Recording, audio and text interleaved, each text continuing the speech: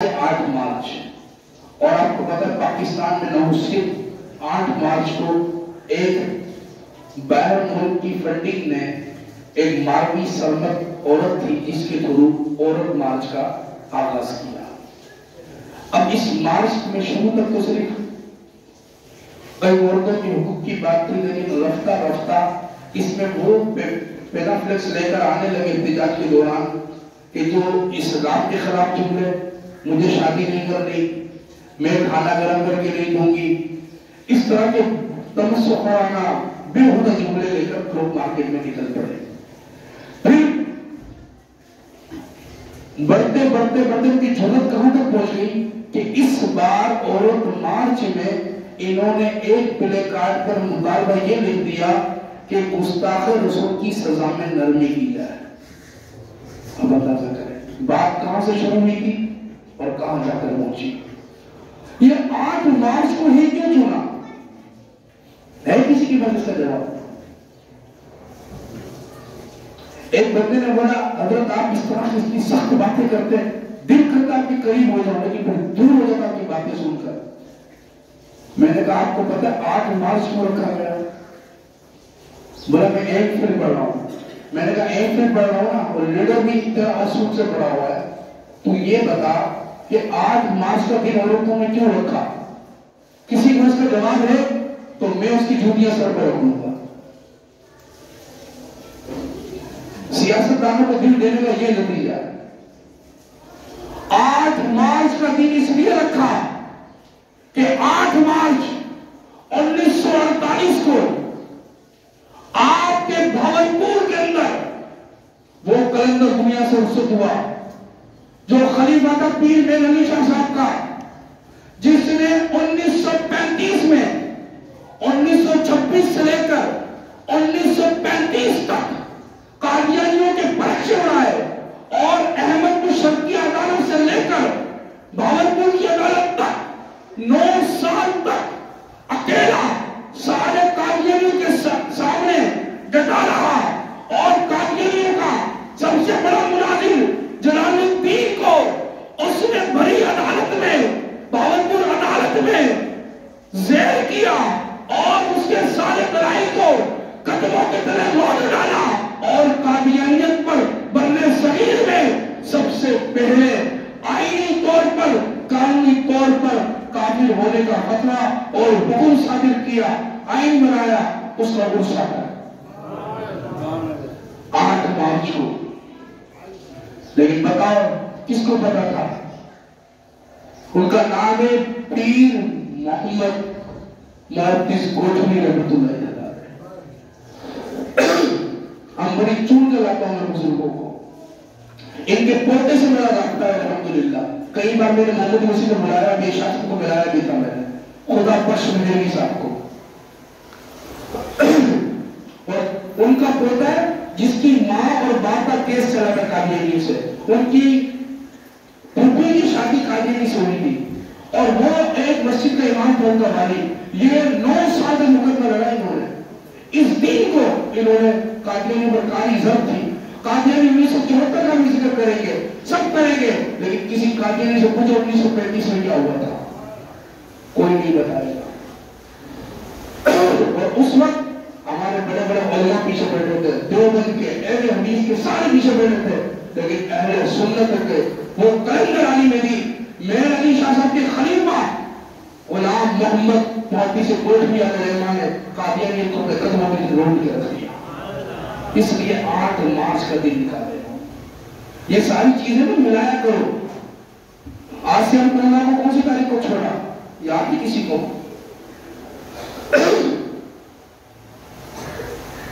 یاد ہے کسی کو؟ جو میرے بارے میں جو باتیں کرتے نا، میں کو یہی بولتا یہ تاریخ یاد ہے، بڑا نہیں میں ایک چاہتا لگاؤں تجھے پتہ ہی نہیں ہے کوئی اور ہمارے ساتھ بات کرتا ہے. کیوں جی 31 اکتوبر کو آسیہ کو چھوڑا ہے. کب چھوڑا ہے اور کیوں؟ کیونکہ 31 اکتوبر کو غازی الدین کو پھانسی دی گئی ہے. یہ دن دیکھیں کہاں سے، ایک مستحق رسول کو چھوڑا حالانکہ ایک عاشق رسول کا عرس کا دن ہے. بات سمجھ آ رہی ہے کوئی آپ کو؟ یہ ساری چیزیں کہاں پر لے کے جائیں گے آپ؟ تو یہ بھائی اس بہت بڑی سازش کو سمجھیں. عورت مارچ کے خلاف لاہور میں درخواست جمع کی گئی کہ آپ یہ مارچ نہ ہونے دیں. جج نے اس درخواست کو قابل سماعت ہی نہیں سمجھا، رد کر دیا، مگر عورت مارچ سے نکلے گا. اندازہ کریں آپ جنہوں سے میلاد اگر آپ کو کروانا ہو نا، آپ کو 15 دن لگیں گے چکر لگاتے S P, S S P, D C, پھر ڈی سی کے پاس فارم ملے گا، پھر S S P, S P, D S P, S H O, پھر یہاں سے بنے گا فارم، پھر واپس بھی جائے گا اوپر. اگلی بار آپ جاؤ گے پروان کی پرمیشن لینا ہے. اتنا ٹکرا دیں گے. اس ملک کے اندر جو اسلام کے نام میں ہر کوئی مسلم سے جلسہ کرنے کے روڈ پر اتنے جتن کرنے پڑے گا آپ کو. عورت مارچ کو رکوانے کے لیے ہمارے کو کوئی قانون نہیں، اور وہ خود ہی پرمیشن ہے، اور اس بات کی مطالبہ میں لے کر آ رہی ہے. ایک عورت کا کیس تو نظر آیا، اس کے لباس پر حلوہ لکھا ہوا تھا. اس وجہ سے وہ شیر بانو ایس اے پی کو شاہی مہمان بنایا گیا سعودی عرب میں. اس کے ہاتھ چومنے لوگ لگ گئے. واہ، اتنا بڑا کام ہو گیا. جو اعتزاز حسین کو بھی جانتا ہے،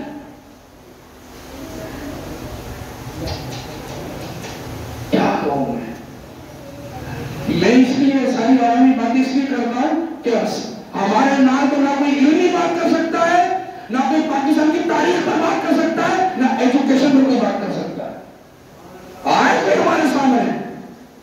اعتزاز حسین وہ بندہ ہے جس کی پولیس کی نوکری نہیں تھی، جو سرکاری ملازم نہیں تھا. یہ ایک عام سا بندہ تھا جس نے 16 دسمبر کو اے پی ایس اسکول پر جب حملہ ہوا تھا اپنی جان دے کر بچوں کی جانیں بچائی تھی. اس کو تو کوئی شاہی مہمان نہیں بنایا، اس کے گھر والوں کو تو کوئی ایوارڈ نہیں ملا. یعنی کہ ایوارڈ صرف اسی کو ملے گا جو اسلام کے خلاف ہے. بات سمجھ آ رہی ہے؟ جو بری سازش تھی، کیا کس نے، الزام کس پر آیا، اور وہ کہانی انٹرنیشنل سطح پر پہنچ گئی، بی بی سی کی خبروں میں پہنچ گئی، امریکن اس سے انٹرویو لے رہے. اگر یہ اتنے مخلص ہیں عورت کے معاملے میں اور پوری دنیا میں خبر بن گئی تو 6000 ہماری فلسطینی مائیں شہید ہو گئی. اس پر کوئی امریکہ نے خبر نہیں بنائی، اس پر کوئی اسرائیل نے خبر نہیں بنائی، اس پر عالمی ادارے کوئی حرکت پر نہیں آئے. کیوں؟ کیونکہ مسلمانوں کا خون سستا ہے. آفیہ صدیقی کو 86 سال کی سزا ہوئی، 21 سال کو سزا کی امریکہ کی قید میں گزاری گئی. کیا عورت مارچ میں اس عورت کے بارے میں کہا گیا فری آسیہ، فری آفیہ؟ آفیہ میں تو کسی نے بات نہیں کی. کیوں؟ وہ عورت نہیں ہے. کسی نے پلے کارڈ اٹھا کے لیے کہا کہ فلسطین کے بچوں کے لیے کہ فلسطین میں ظلم ہو رہا ہے، ان کو اس میں حقوق دلائے جائیں.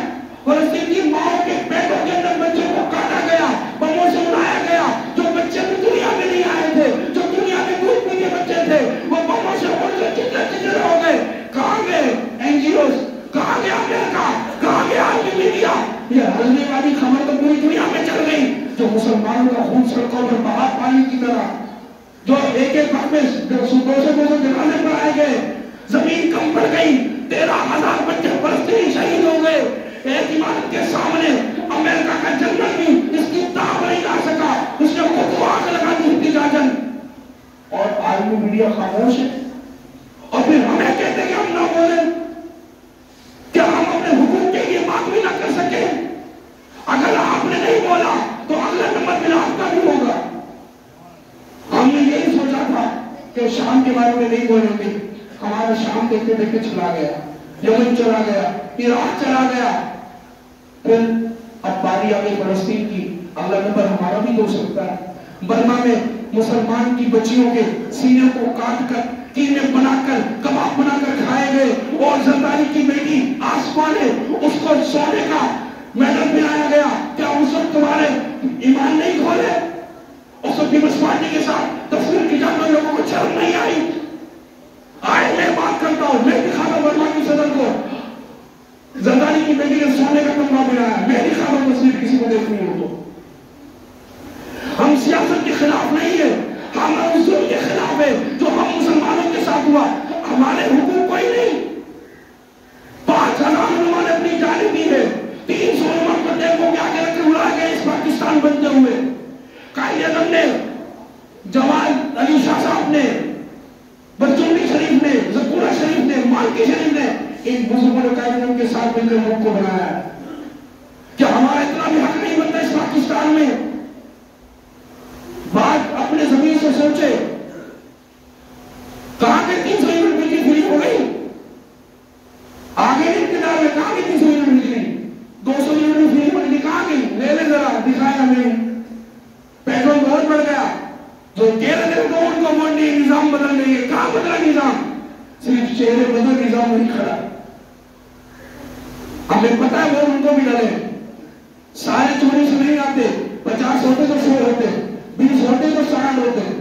بات آپ بھی سمجھے. اپنے زمین کا فیصلہ تو کریں. کہاں کھڑے؟ 295 قانون چیلنج ہو گیا. اس بار IMF نے شرط رکھی ہے, آپ کو قرضہ ایک ہی صورت میں ملے گا, جو ختم نبوت کے مجرم ان کو سخت سزا دو گے.